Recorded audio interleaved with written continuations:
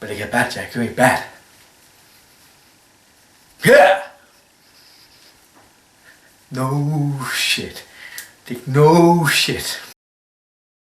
Welcome to your doom. Shut it and get over here.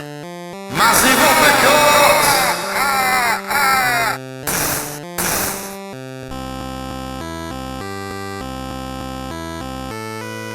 Hello and welcome to another edition of the JabJab Show. Today I'm reviewing a film called Stir Crazy. This is due to the recent passing of Gene Wilder. It's the film I'm remembering most for, and it's one of the films. It's a double header with Richard Pryor. He did 4 films with him. We got 1976 Silver Streak, Stir Crazy 1980, See No Evil Hear No Evil 1989, and Another You in 1991. There's also other films he's known for, like Blazing Saddles, The Producers, Young Frankenstein, and obviously Willy Wonka. Hello, stop panicking. This is just an insert that I forgot to mention in the main review.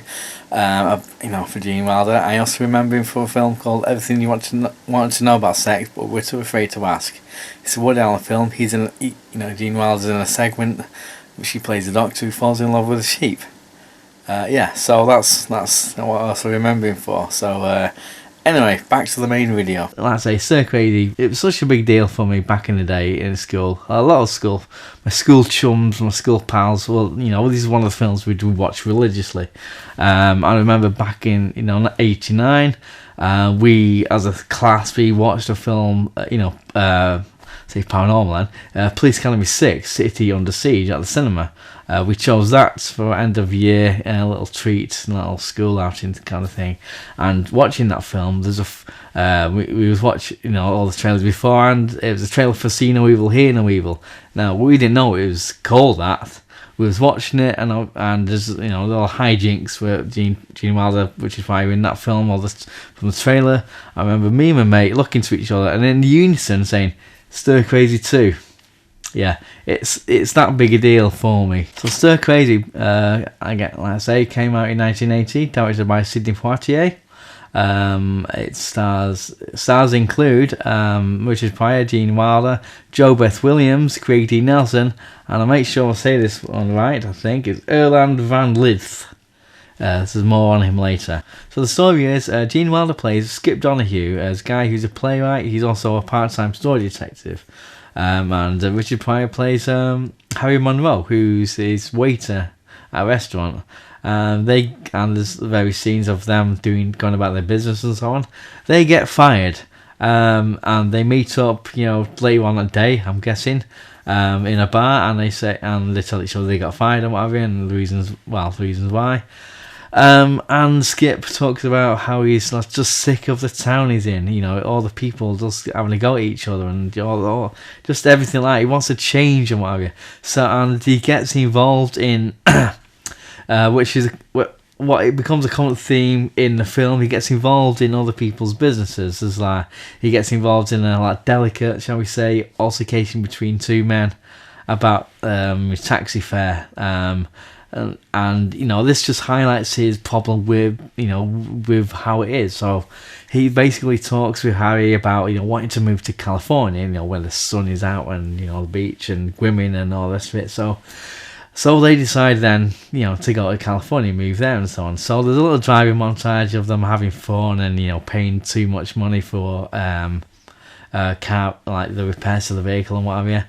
So they do that. So they get to California. They go into a bar there, and again Skip, he looks around the place. He sees two men, on a little punching bag and whatever. He kind of wants to get the flavour of them. I'm guessing there's a few things because he's a playwright. He wants to soak up the atmosphere and the characters and whatever. So he's getting involved with people, and it's a common thing, and sometimes it works out for the best, sometimes really not.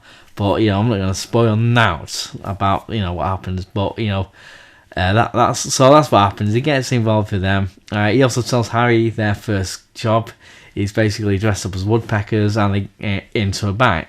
in a bank. And so there's a little sequence of him, like a song and dance routine in a bank, how you save money and what have you. It's really fun. It's really good. Basically, they then go on a break. Two men then two other guys nick their outfits and do the song and dance. But they rob the bank. They make off with the money and so on.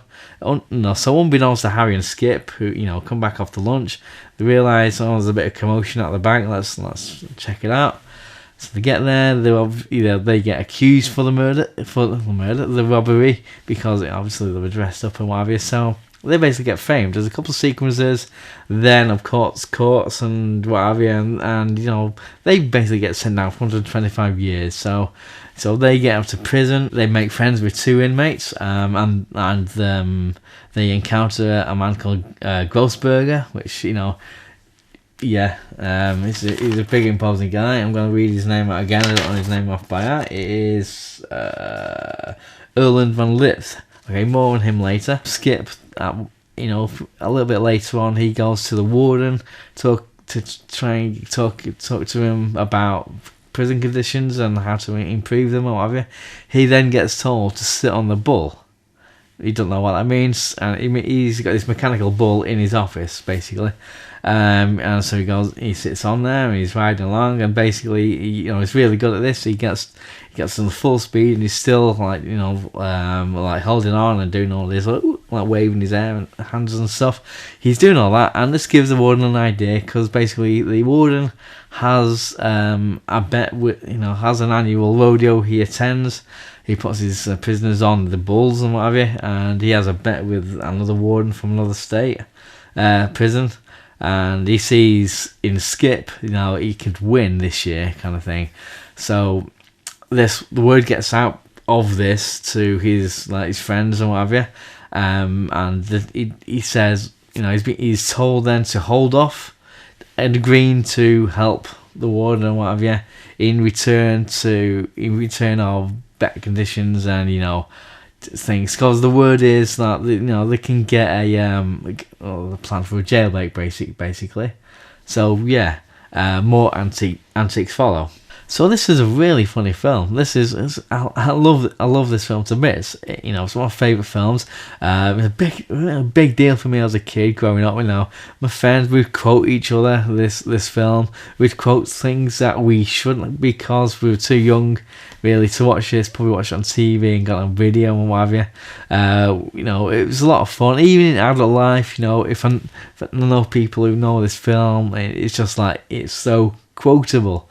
It's such a great film. So many great moments, some great things, and Gene Wilder and Richard Pryor are just so fucking electric together.